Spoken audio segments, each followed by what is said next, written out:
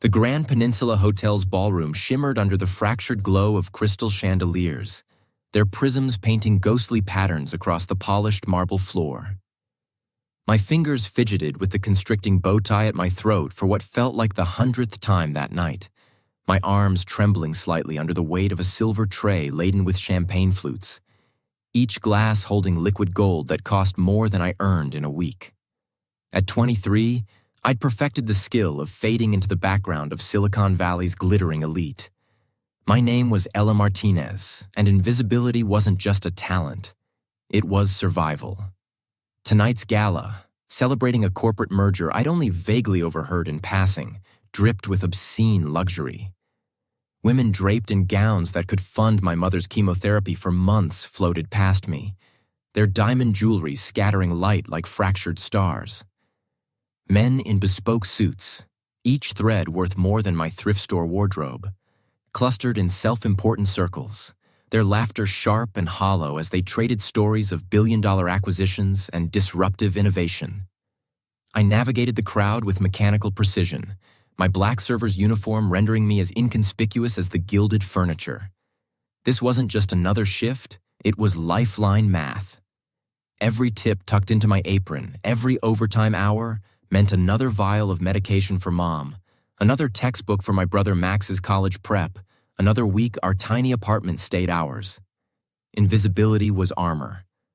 But as my tray grew heavier, the armor cracked. Leo Davidson's booming voice sliced through the murmur of the crowd, his arrogance as familiar as the clink of crystal. The tech mogul, infamous for treating service staff like furniture, was holding court again. "These startup idiots think they're playing chess," he sneered to his sycophants, waving his empty champagne glass like a scepter. "But they don't realize I own the damn board." I tried to slip past his group, but Leo lurched backward mid-gloat, his Italian leather shoe snagging the hem of my pants.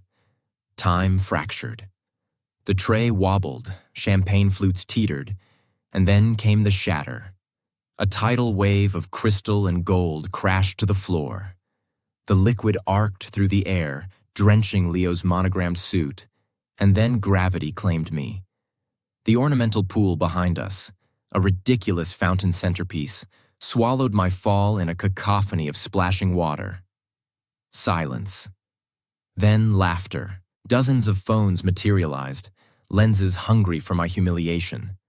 I surfaced gasping, my uniform plastered to my skin, mascara bleeding down my cheeks. The chlorine burned my eyes, but it was the ring of smirking faces that stole my breath. Leo didn't bother turning fully. "Someone fetch this girl a towel," he drawled, flicking champagne droplets off his sleeve. "And add the dry cleaning bill to her paycheck."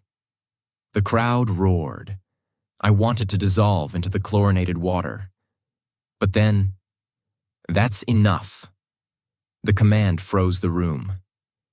Through the blur of tears and smartphone screens, I saw him stride forward.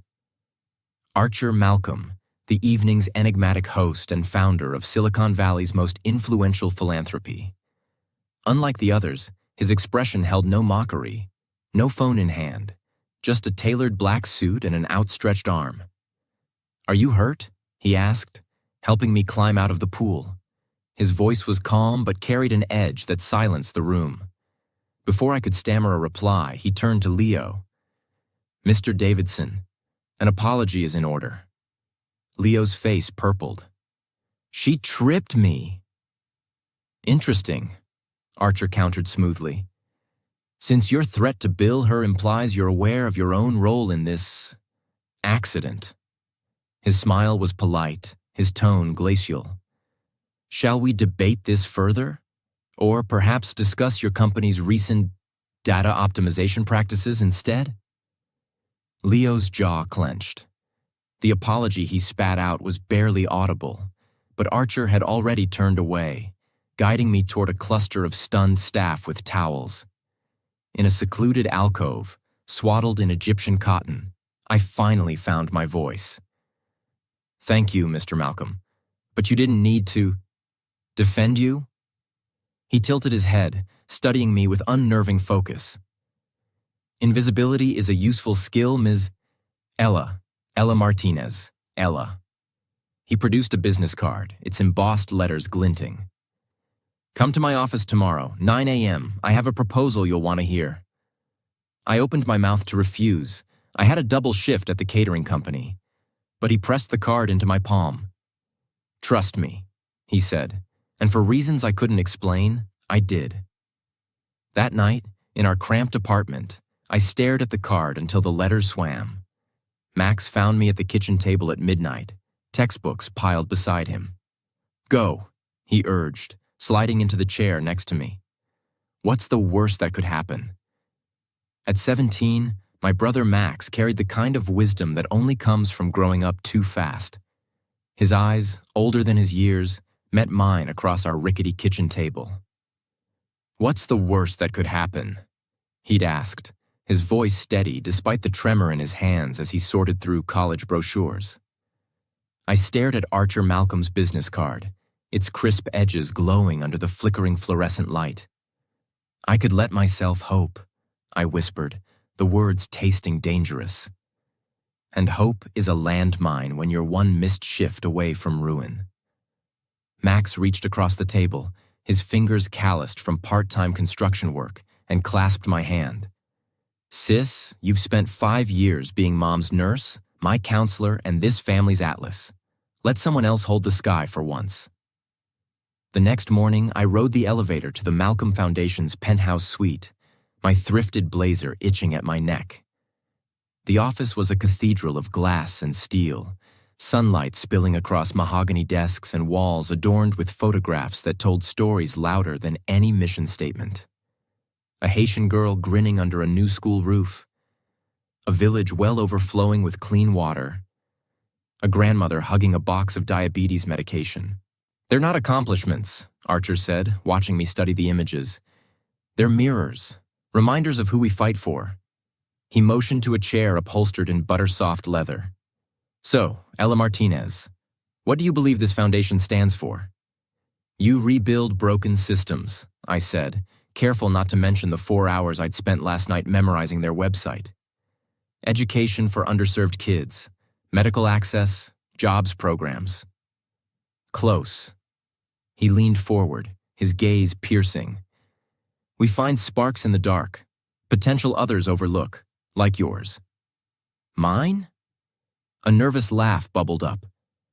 Mr. Malcolm, I'm a catering server with a half-finished community college transcript.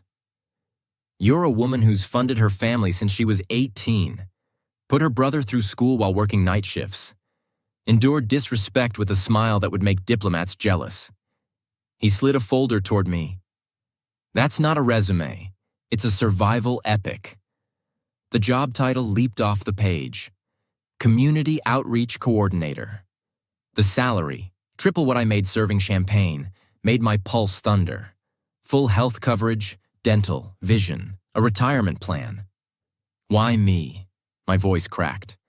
There are people with degrees, experience, who've never skipped meals to pay a utility bill, he countered.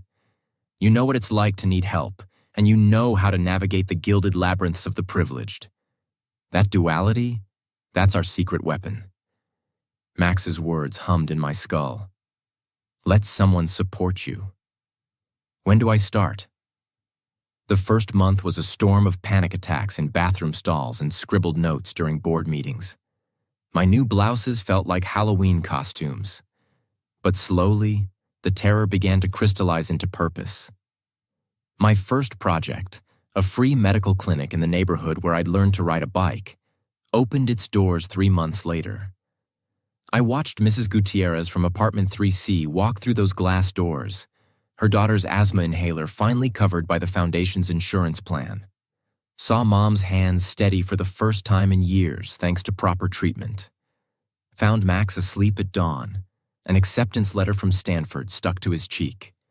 6 months in, I stood before the foundation's board, laser pointer in hand.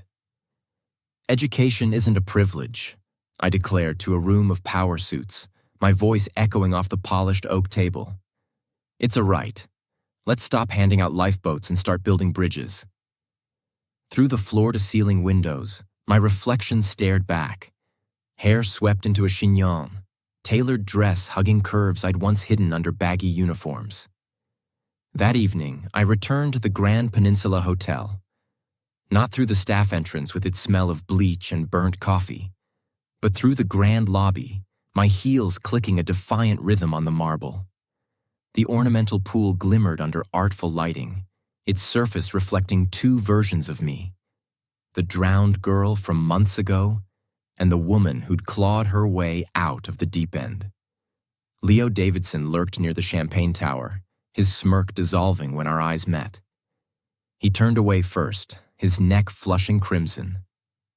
I felt no vengeance, just a quiet, humming satisfaction, like a puzzle piece snapping into place. Baptism by humiliation, I thought, sipping a drink I didn't have to serve. Funny how the universe works. I'm still Ella Martinez.